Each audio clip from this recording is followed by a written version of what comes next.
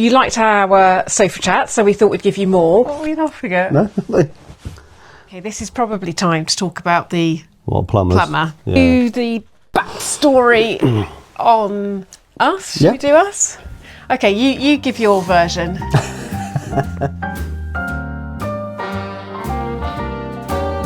A little different than all the rest.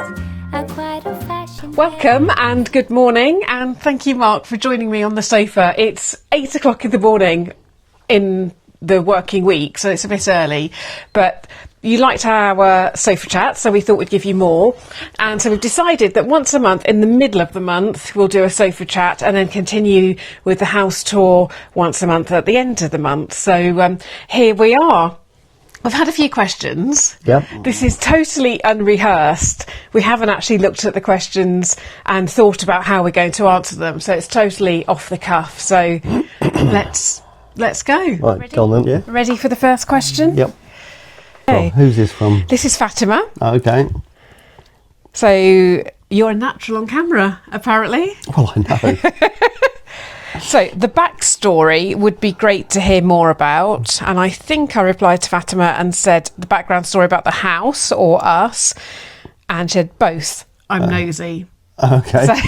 So let's do the backstory on us. Should we do us? Okay, you give your version. Okay, so I wasn't expecting to meet you the night I met you. I'd just gone out with my lodger. I'd come straight from work. I was in all my scruffs, stank of wood and wood chips because I was a picture framer, so that kind of smell was always all over me. Sweat and wood, I think it was. Yeah, sweaty wood. Well, I never. So I went to the pub with my friend Gary. We went down to the Cock. Was it the Cock or the in Bull? Stony Stratford. Yeah, the Cock at Stony Stratford. And we'd been hitting the beers pretty hard. It was good. And then Gary knew your friend, didn't he? Dawn, somehow. Gary was going out with Dawn. No, he wasn't going out with her at that point. No, they were. Was it? Yeah, Were they? yeah. Okay, so they'd just been going out then. Yeah. And he had arranged to meet Dawn, hadn't he? Now, Dawn and yourself turned up to the pub, and you were introduced, weren't we? We were chatting and all the rest of it. And we were sitting at the bar, if I remember rightly. So what did you think of me? Well, I thought you were nice, but I did also think, gosh, she's a bit frosty, a bit hard work. It wasn't just a bit frosty. There was actually a term. What, frosty old cow? Yeah. I did think that. I thought, oh God, okay. But we were getting on quite well, weren't we? So we'll get on very well, actually. So that was the first time I met you. Yeah. So my version is pretty much the same, actually. But so yeah, Dawn and Gary were going out, and I had just got a new job actually, and Dawn was a teacher. And I'd got a new job and I didn't start for a week. So she was on the school holidays and I needed a new work outfit or some new work clothes. So I was spending some time with Dawn shopping in Milton Keynes. And we were arranging to go out to the pub and Dawn was on the phone to you chatting away. And she said, oh, Mark's coming tonight. Now, Mark was this person that Dawn had talked about all the time. He sounded amazing because he was a chef. He was a trained chef. And she was always talking about, oh, Mark cooked us meals and Mark this, Mark that. Mark, the chef, was going to be there. That sounded amazing. You weren't a chef at the time, I think were you? I've proven the point. You weren't a chef at the time. You trained to be a chef, but you'd moved on and set up a picture framing business. Yeah. So anyway, Dawn was insistent that we were not suitable because you were all scruffy and sweaty and woody. And I worked in a corporate office, so I worked with men in suits and it was quite a difference. But anyway, I knew I was never going to marry a man in a suit. It just wasn't my thing. So anyway, she was really insistent that it was not a blind date, we were not suitable. Absolutely not suitable. I mean, she kept stressing, like, you're not going to, this is definitely not a blind date.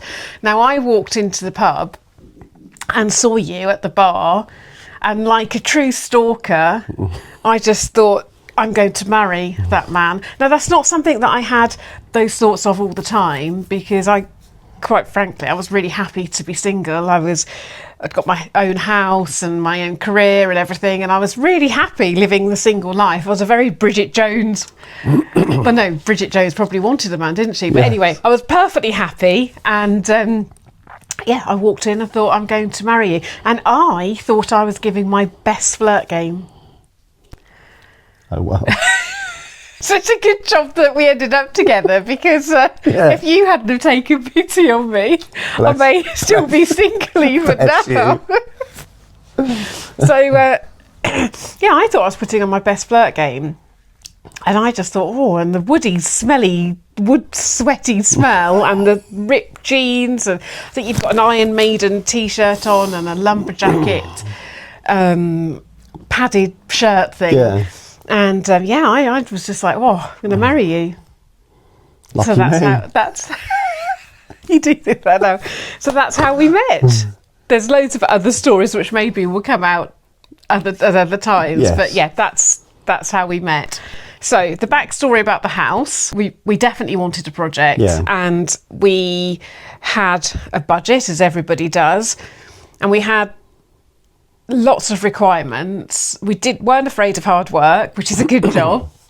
And we'd been to look at so many houses, and they were never quite right. But we got into a bit of a pattern where we'd go and look at a house. I might love it, and we'd come outside and Mark would just say no. Now, to be fair, you're not very opinionated normally. No, you pretty much let me get... Well, actually, having said that, you do get involved with interiors as well, to my frustration.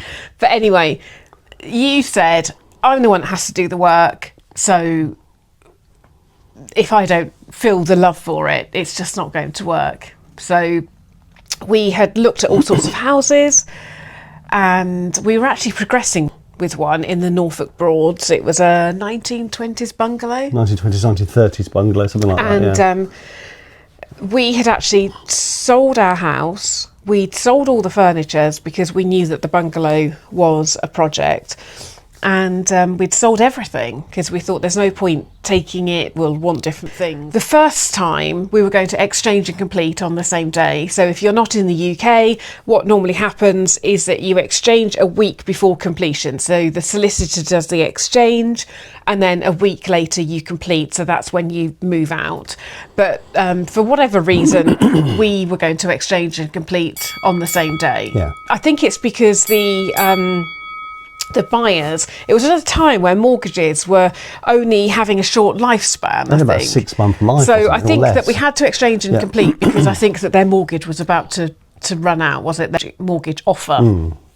So anyway, was that 2 days before basically it fell through. It fell through before we actually exchanged. It fell through before the day, and we're talking about a couple of days, no more than a week. And so we had no furniture. We had 2 small children. And a house to sell. Now, fortunately, the estate agent said, don't worry about it. We'll market it as it is in its empty state, because obviously originally it was all dressed to sell. And we sold it again quite quickly. And exactly the same thing happened. It was the day of exchange, so exactly a week before it fell through. It was nothing to do with our house. It was all to do with the mortgages. Well, to do with the mortgages, actually, that particular instance, I think she led everyone to believe she had all the money, and actually, in fact, she didn't have all the money. She said she said she was a cash buyer, and she wasn't. And she said that she had the deposit, and she did. So anyway, it fell through. The bungalow was obviously dragging out, and the vendors of the bungalow were getting fed up. So we'd seen this house online. We'd made an appointment. You had seen it. I'd seen it. Tell me about it. I think I'd made a few appointments, but it was 2 hours drive away from where we lived. I'd got 2 young children, so I'd actually cancelled a couple of times because on paper it wasn't quite right. The middle bedroom you have to access through to either one of the bedrooms because there's 2 staircases. Floor, So anyway, on paper, although it looked lovely, it looked like a massive project and it didn't look quite right. I made an appointment, cancelled, made an appointment, cancelled, and just didn't quite have the heart to sort of come and see it, and it just felt like a big effort. It actually coincided as well with the fact that we found out that the bungalow had subsidence. That's right. Because it was probate. We were presented with a survey, but not done by ourselves, and because it'd been dragging out, we decided to actually get it. All of a sudden, you get that nagging feeling, don't you? I thought, let's just get this checked out. The estate agent went absolutely ballistic. We had the survey done, and it had some subsidence, which, funnily enough, wasn't in their version of the survey. So we basically told them to shove it. She got really uppity, didn't she? Oh no! Let's move the story along. So the story is that we decided to come up to the coast because we were so fed up. The vendor who was living in Australia of the bungalow was getting very, very agitated.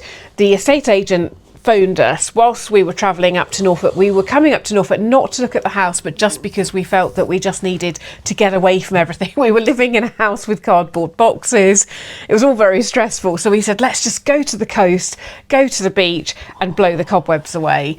Anyway, as we're driving up, the estate agent of the bungalow phoned us and really was quite narky, saying that we were dragging it out and it was all out of our control. Anyway, I put the phone down and I said, I don't want to buy the bungalow. I just don't want to buy it. I just said, look, this house that we keep seeing, that I keep cancelling, is quite near to the beach, 20 minutes from the beach.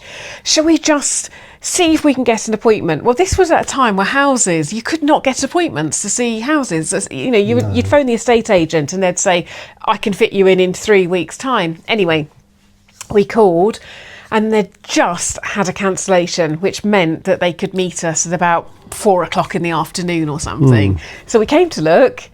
I absolutely loved it. It was just dilapidated, wasn't it? And I loved it. And we got in the car and I felt quite emotional. And Mark said, what do you think? And you were a shocker at this, actually. You'd say, what do you think? I give all my emotion over and then you'd say, well, I don't like it. So anyway, what do you think?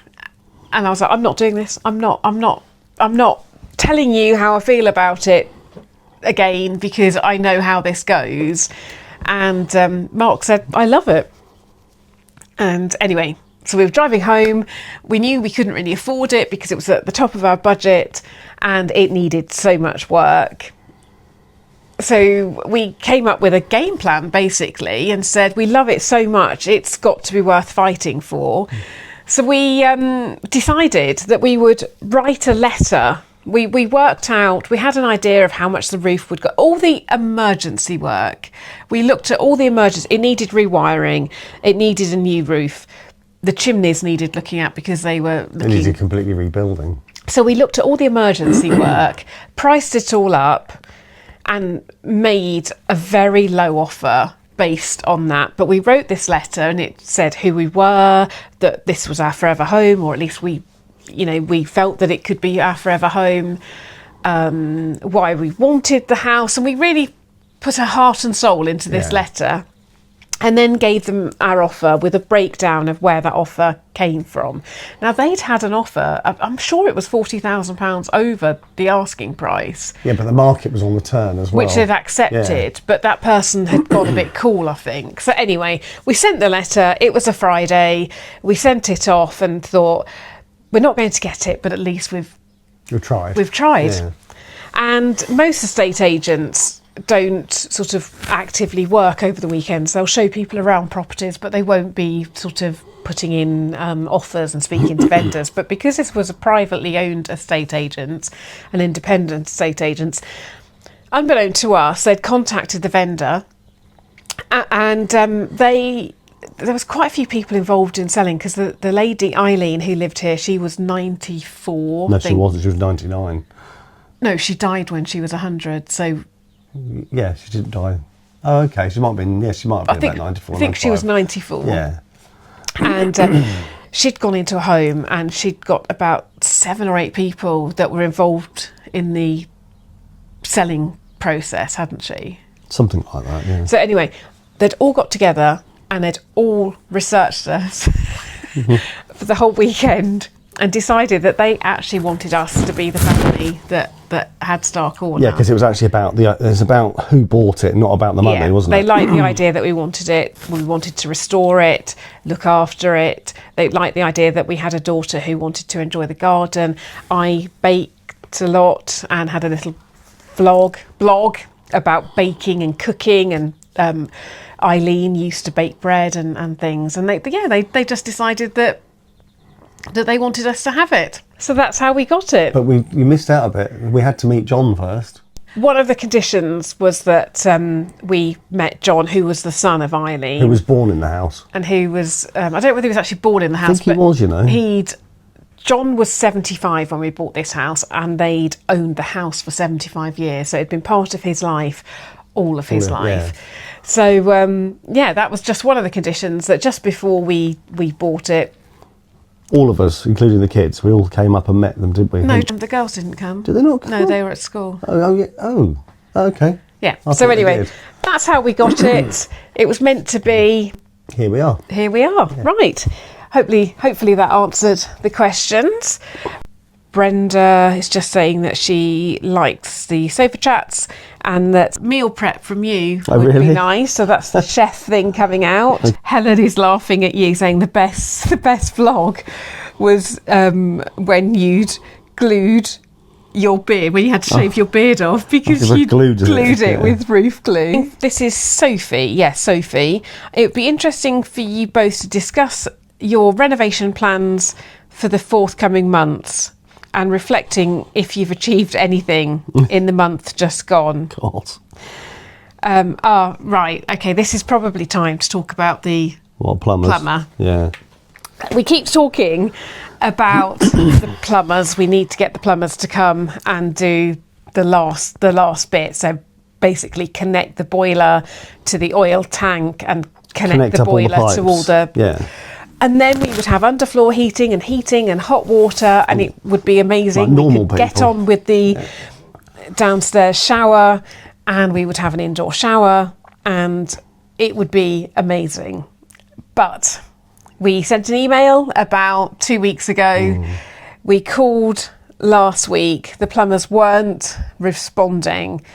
And on Monday, the plumbers went into liquidation. Yeah. So they went bust. So it's just another tale of woe involving plumbers. There might be, we might have a solution, we might not. So there was the guy, we didn't particularly like the plumbers, to be fair. You didn't like the company? The company, they were quite rude. I think they had ideas above their stations, to be honest, but we were absolutely desperate. But the person who was running it, the director, really didn't like it. She was very, very rude, and it was very uncomfortable dealing with them. However, we did have a plumber that came and did all the work on the house. He was very old school, the way he does things, absolutely brilliant, a pleasure to have in the house. Now, he went freelance, he went out on his own. Quite a few months ago now. Last year, I think. And we have reached out to him and asked if he would be able to finish the job, and we're hoping that he is going to come and do that, but we know he's busy, and tomorrow we'll know. He may or may not be coming tomorrow. If he comes tomorrow, it's full steam ahead, hopefully, and that would be great. Yes. Because he was absolutely brilliant. Yeah, he is. He is brilliant, and I think if he turns up tomorrow I think we'll be okay. But oh gosh, the only downside is we had bought some materials that the plumbers were holding, so we had to pay for all the materials up front, and those materials have gone. We're going to I'm trying to see if I can find out who the liquidators in theory, are. We've bought and paid for them, so actually they should come to us. But so if I can find the liquidators, hopefully we'll get those materials. But as long as we get the plumbing done, that's great. So in answer to the question about have we achieved what we wanted to achieve, not really. I think we said that we wanted the bathroom done by the end of March. We're now in April. Yeah, it all comes down to plumbers on that one. We have done other things. We had to dig the trench so the plumbers could for the come. oil. So We've that's dug the soak done. away. We've dug the soak away. Our guttering's gone up. Guttering's gone up. So we have done. Yeah. So there's things that have been done. There's some little, very uninteresting jobs that just needed to be done. I have finished the herb garden. Well, one side of the herb garden. Yes, which is looking fantastic. So plans for the next few months. It depends. It depends. Where do you want to start? We've got to fill the soak away in, so we've got to order the gravel for that, which will then in turn probably end up doing gravelling out the back as well. Really, really dull jobs. This is why sometimes you just don't see fun progress, because filling a soak away with gravel is like not watching fun. paint dry. Yeah, it's probably more exciting actually. Yeah. So yeah, that I'll probably finish off a bit of plasterboarding maybe. It depends on how things pan out with the plumbing. If the plumber comes and he does it, we're talking 2-3 days work. So if he comes and he can do it soon, that's full steam ahead again, isn't it? Well, that means I'll be jumping on the shower then and getting that underway, which will be really good. Yeah. Is it fair to say you've lost a bit of your mojo? No, I just wasn't feeling very well last week, so just... But your knee's okay now? My knee's okay now, yeah. Then you weren't feeling well? Yeah. Come on! I haven't got time for you to be ill. So... Yeah, things are a bit up in the air. Hopefully the plumber will come, and then hopefully that will sort of push us forward again. We need, quite like to, in the next month, 6 weeks, we'd like to get the big skylight in the kitchen really as well. Because the weather should improve, We've spent hopefully. the budget for that. Oh, have we? Yeah, because Okay. that went just the hire of all the equipment. Okay, so we won't be doing that then. Yeah, we've got to hire more equipment for that as well. Yeah. I can't remember what we had the equipment for that. We had some big expenditure last month. Yeah, we did. Yeah. And you can't see anything for it. But it was a big expenditure. Well, you can see a bigger mound of earth out the front. Yeah. Right. Not sure that answered the question, but we're a bit, until we know what's happening with the plumber, I don't think we can really say. Would love more sofa chats. As a new subscriber, any topic you want to share is fine with me. Sorry, I can't think of a specific topic. This is Laura. Yes, thank you. Your sofa chat's a way to really interact. Very interested in the garden aspect so far and love to hear the plans. Also, do you live here full time or is this a second home? We definitely live here full time. We do not have a second home as much as we'd love. The garden thing we should probably cover in a completely different. That's quite big, is that? Yeah. Well, I'll just do it very, very quickly. There are 5 areas that I'll split it out into. So, how big is the plot? I think it's about a quarter of an acre, roughly. So it's not huge, but it's not small. So we've got the the house is on the corner, so you've got the front door on one side, and then you've got the drive on the other road. So if we come up through up the driveway, that is going to be exactly that. That's going to be where the log store is, the oil tank, parking, and I'm going to plant a few plants there. But that's a very utilitarian area, out of harm's way. If I'm thinking about a castle or something, or not a castle, a big country home, there's always an area where they have sheds and things that are a bit unsightly. Yeah. That's that. I'm not worrying about that too much. It will be there'll be electrics, there'll be lighting, there might be a water source because there will be. Yeah. and that's the utilitarian area. So then you'll come through a gate into the courtyard. We've talked about the courtyard. That's outside the new bedroom, the new kitchen and the boot room. So that has to be terraced because the house is here and then the shed is not here, but here. It's about half a metre higher. There's a half a metre difference. So that's going to be a nice terraced area with herbs and plants that look nice all year round. So that's just going to be a nice area to look out onto. And opposite the kitchen, there'll be the open dining area, which we're calling the cart shed. Yeah, and which will have a brick-built pizza oven in as well, won't it? Yeah. So then from the courtroom, that's my friend's house, the courtyard, we'll go through into What was the main lawn? What was the main lawn? Now, that's been a problem area for me because there are no windows looking out on that. We get a sneaky peek onto it now from the kitchen, but that's the only window, but that's just through the opening where in between the shed and the house. So that's always been a bit of a problem area because it's the area that you think, oh, I want to make that look amazing and whatever. But the chances are we're really not going to use that much because when we moved here, it was Rowan that really wanted the garden for her football and just to be outside. That's now sort of tailing off. We're going to have the lovely courtyard area that if we wanted to eat outside or entertain friends, we'd do that in the cart shed. Yeah. So we have decided that area we're going to have some raised beds, and that's where I will grow my cutting flowers and we'll have some soft fruit. So it's not a veg plot. It will still look aesthetically pleasing. And we're going to plant some fruit trees as well, aren't we? Some fruit, yeah. There's going to be a mini orchard at the front. I think an orchard is 6 trees or more, I believe. Yeah, so. Under the orchard, under the trees, we'll have a little bit of a wild patch there with snowdrops and nice things like that. No pigs, it's not going to be that big. You did want a beehive, so if we were going to have would be one, I'd like to keep bees. Yeah. So that main area is going to be this sort of cutting garden area. All your herbs you're planting actually attract bees. Yeah, I know. That's what I've actually Yeah. picked herbs that are definitely good for bees. Yeah. And then if you came from that large area to the front of the house, that's where the herb garden currently is. But one thing that I am planning for the whole of the house is every single plant in the garden has to earn its keep. So it's either got to be edible or used for flower arranging.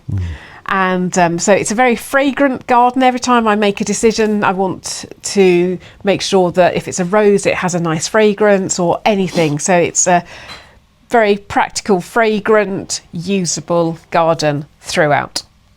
That's the short answer. I could go on about that for a long, long time. We've just done a time check and realised that Mark now has to dash off to work. So that's it for now. But I hope you do enjoy these chats. We're happy to talk about anything. So keep the questions coming. We'll set aside more time next time. Yeah. And we'll save up the questions and then we'll just deal like with, we did there. We'll the garden one is a whole thing on its own, really, isn't it? Yeah, so sometimes we'll do quick questions and answers, and other times we'll do one chat on a bigger subject. So thank you for sending through the questions. I hope you enjoyed that, and we will catch up again with you soon. Bye for now.